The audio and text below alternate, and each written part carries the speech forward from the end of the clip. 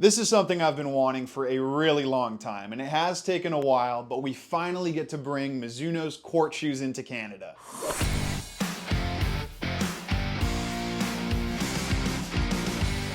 Hey everybody, it's Luca from Rackets Runners. So Mizuno has always been this sort of legendary brand for me. Ever since my soccer shoe nerd days, I've been a huge fan because there's this sort of mystique surrounding the way they make their products. They place a particularly high emphasis on craftsmanship and quality. They're similar to Yonex on the racket side of things in that regard. A lot of their top-end shoes are still made in their own factory in Japan. I've actually got a pair of old Mizuno Rebulas here, which I unfortunately don't get to wear all that much since I don't really play that much soccer anymore, but you can really feel the quality here. The leather is buttery soft. There's a level to the detail, the craftsmanship, the quality of materials that you just don't get from a lot of the other large-scale manufacturers. Now I say all that, but unfortunately their top-end tennis shoes are not yet made in Japan. That MIJ label does come with a loftier price, so they gotta make sure they've got an adequate following first. Mizuno aren't quite a titan in the tennis shoe industry, at least not yet, but if they keep producing shoes that perform as well as these do, I think it's only a matter of time until people fall in love with their shoes and especially their brand. The way they continuously strive for excellence and innovation is really something to be admired.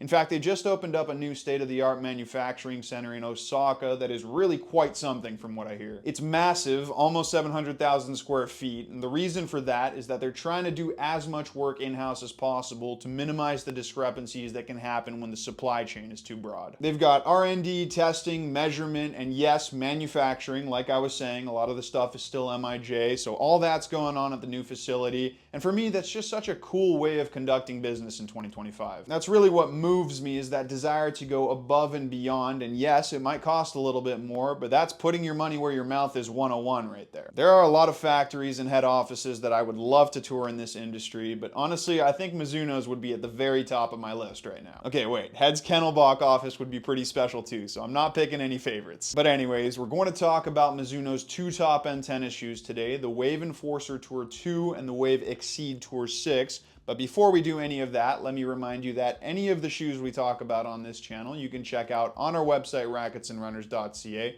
Also, please remember to like the video, subscribe to the channel, follow me in the store on Instagram, and let me know in the comment section what you want me to cover next. So first I want to go over some of the specs and technology going on inside these two shoes, and I'm going to start off with the Enforcer, which is their more support and stability oriented option. I'm going to go from the bottom up, and I'm sorry they're so dirty, but that's just the nature of white outsoles. But anyways, the Enforcer Tour has Mizuno's proprietary wave plate that you'll actually find in a lot of their running shoes. It's a plastic plate that makes its way through the midsole, and you can actually see it on the Enforcer here. It's that little plastic gray piece, and it's actually labeled Mizuno Wave right here. It's supposed to disperse energy and provide a stable platform, and you can definitely feel here there's a decent amount of rigidity and snap to the flex. Then you've got the midsole cushioning, which is comprised of two different densities of foam, which they're calling Enerzy NXT. That's ENERZY or ZY, depending on where you're watching this. The white foam here is a little bit firmer, and then the black one is quite a bit more plush and airy, and they combine to maximize energy return and cushioning. Now there's a third foam which you can't see because it's designed into the actual midsole of the shoe, and I'm not going to give this shoe the foot doctor treatment. I'm sorry guys, he's just on another level than me. They're calling it Pounce Foam, and it's there to provide a more lightweight and extra comfortable feel while still being quite resilient. Moving on to the upper, we've got what they're calling 3D Solid Upper. Now this is actually the same name they've given the upper on the Exceed, but you can see they're very different, so I don't think the name actually means all that much. Now there is a lot going on with this upper. It looks quite clunky and really busy, but it's actually a lot softer than you would expect. A large part of that comes down to what's actually going on inside. Now I can't really show you, but there's a decently thick amount of padding on the inside of the upper, and that helps provide a really soft and adaptive fit. We'll talk more about that later, but moving on to the heel, you've got this really interesting padded section here that they're calling Dynaheel Lock. You can see there's quite a thick amount of foam in there, which is designed to keep your heel locked in and maintain alignment while you're moving. So really quite an exciting design. I think it looks good, and it's actually pretty low profile considering it's targeting those players looking for support and stability.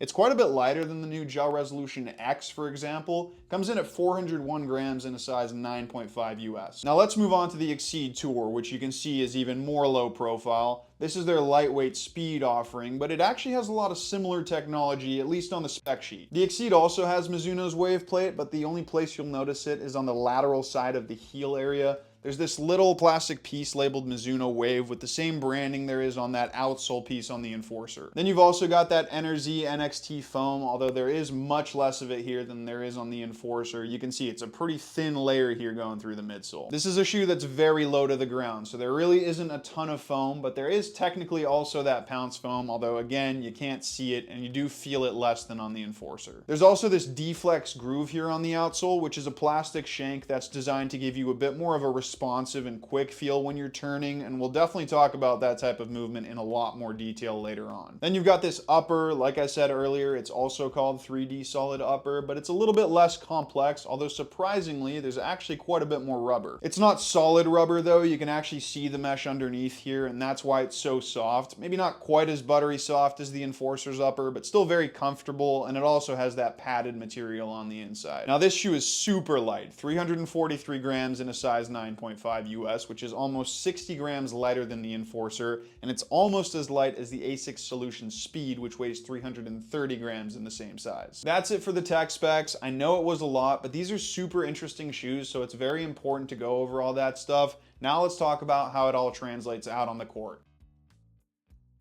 I'm going to start with the fit and the comfort on the Enforcer, and honestly, coming from the Gel Resolution X, which has quite a wide, tall, and boxy fit to it, these took me a little second to get used to. There's a lot of dead space on the Resolution X, which is pretty typical for a support and stability type of shoe, but it's the total opposite here. This shoe fits maybe 1/8 of an inch short, and then there's not a ton of excess volume either in width or in height. You can see it has quite a low top here. Now you might be thinking, okay, you're saying it fits a little short and it's quite low volume. Should we just go up half a size? And no, you should definitely not go up half a size, and here's why. These shoes are meant to have a snug fit. I'm usually a size 9.5, these are a size 9.5, but I also tried a size 10 and there was a bit more room for me to wiggle around in, but the shoes felt sloppy on my foot. With other stability shoes, that amount of room may have worked, but these are actually designed to fit snug out of the box. That's how you get the proper lockdown for support. And I want to make it clear, this is snug, not tight. Don't worry if you throw them on and it feels like they're wrapping around your foot. You will feel the upper holding you in, but because it has that nice plush layer of padding, it just hugs you, it doesn't squeeze you. Remember, this upper is very soft, so it adapts well to your foot without creating any pressure points or any creases. Personally, I like having this snug wrap around my foot. Again, you definitely feel it, but as soon as you step out onto the court, any worry about tightness goes away completely. The fit in the heel is really similar in that you can definitely feel the padding in the back, but it's a really pleasant sensation. There's clearly something there that's locking you into the shoe, but it's not uncomfortable in any way. Now, I would highly recommend using the back lace loop when you tie them up here, because the cut in the heel is a little low, so the lockdown goes from good to excellent when you use that lace loop. We are going to move on to the Exceed Tour now, and interestingly enough, I did find this to have a surprisingly similar fit, especially considering how different the two shoes look. It's really snug with that same low volume toe box, but also that same super comfortable wrap you get from this natural flexible upper, and then that little extra bit of padding on the inside. Again, I really wouldn't go up half a size with these. It's that same idea. These are meant to fit snug and they're not tight. It's just that close to the foot fit, and I would say it's even more important on these ones because you need that lockdown even more. We'll talk about this more in the next section, but support and stability are definitely not the main point of emphasis here, so make sure you get that nice close to the foot fit and go true to size. Now the fit in the heel is actually exceptional considering how minimalist it looks.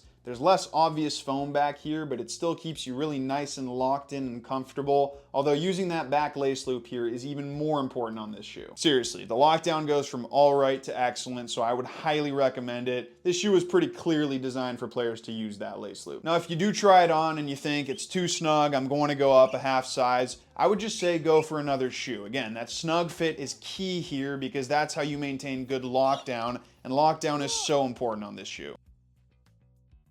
Neither of these two shoes are traditional in their support and stability, and yes, even the Enforcer Tour, which I know falls into that category, so let me explain what I mean by that. This shoe is a lot more flexible pretty much all throughout when you compare it to true stability shoes like the Barricade, like the Resolution.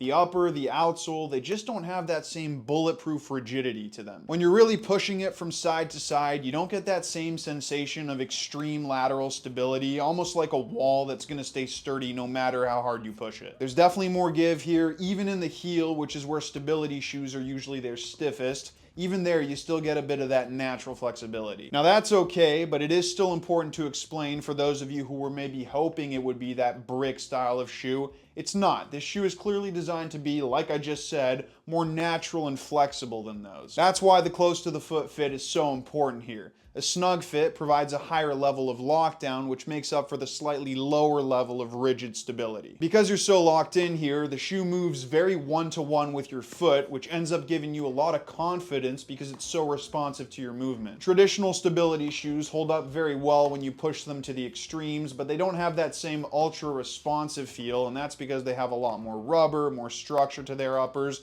so they have a less precise fit. Now what I'm saying this shoe has might sound more like characteristics you'd look for in a lightweight speed shoe, but this still has a lot more of that traditional support and stability than most of those. The heel is still sturdier than on something like the Exceed, and the outsole is actually pretty wide, which provides you with quite a solid base. The midsole is quite soft, but not to the point where I would say it makes you feel wobbly in any way. So it's a bit of a hybrid shoe in terms of support and stability. Lockdown is crucial to feeling supported because it is a little bit more flexible in general, but if you do nail that fit, you'll be super confident with them. The Exceed Tour takes everything I just said about a natural amount of flexibility and cranks it up about 100 times more. There is not much more inherent support and stability beyond the minimum you would expect as necessary in a top-end court shoe. The upper is soft, and the heel you can see here has very little lateral structure, obviously more than a running shoe, but less than about 90% of court shoes.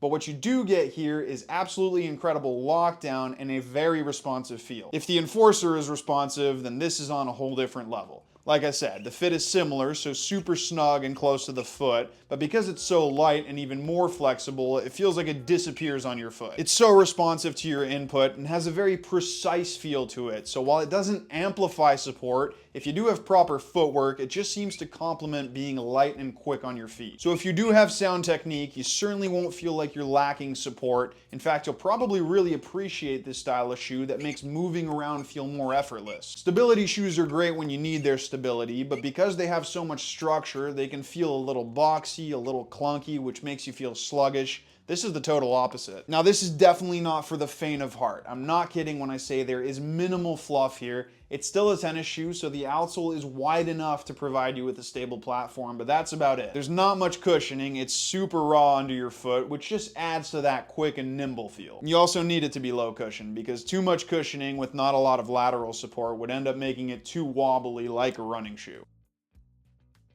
This is where I'm going to be able to best explain who these shoes are made for, because the sacrifices you make in stability and support, small on the Enforcer, big on the Exceed, you start making up for them when it comes to movement. In some ways, the Exceed is just a more extreme version of the Enforcer in that it's made for those players with excellent quick footwork who want a shoe that complements that fast movement to a T. It's not very supportive and it's raw, so it makes your foot do a lot of the work, but it's comfortable and light, so it makes doing all the work a heck of a lot easier. The Enforcer is a shoe that's probably going to work for more people because it still has a lot of that nice natural flexibility, but it also does have a lot more support to it overall. It'll feel more like a safety blanket that can still bail you out if you take too big of a step or push it too hard and you need that support and stability to prop you back up. And it's got quite a bit more cushioning to it, which I know a lot of players need for comfort. You've also got a lot more room to work with braces and orthotics in the Enforcer. It's snug, but you've still got a decent amount of room in the heel, and then you sit a little deeper in the shoe, which is important if you want to put something thicker than this in there. There's also a gusseted tongue in there. I don't know if that matters to anybody. It doesn't really matter to me, but it makes putting in the insole a lot harder. Now, in terms of durability, I was still able to slide and just generally move around the court a lot more when I was testing the Exceed, and the durability is pretty solid. You've got all the rubber on the upper. That's admittedly not the most robust I've ever seen, but it's still holding up quite well. And then on the outsole, the rubber is quite thin, but I was sliding around in these a ton, and they seem to be doing okay. That's another thing with the Exceeds. They slide for days. Super easy to initiate and exit the slide. I haven't been able to slide on the Enforcers, but I would imagine it's a similar story. The Enforcers are definitely going to be more durable in general, though. They may not have a full rubber upper, but they've got thicker rubber where it's needed,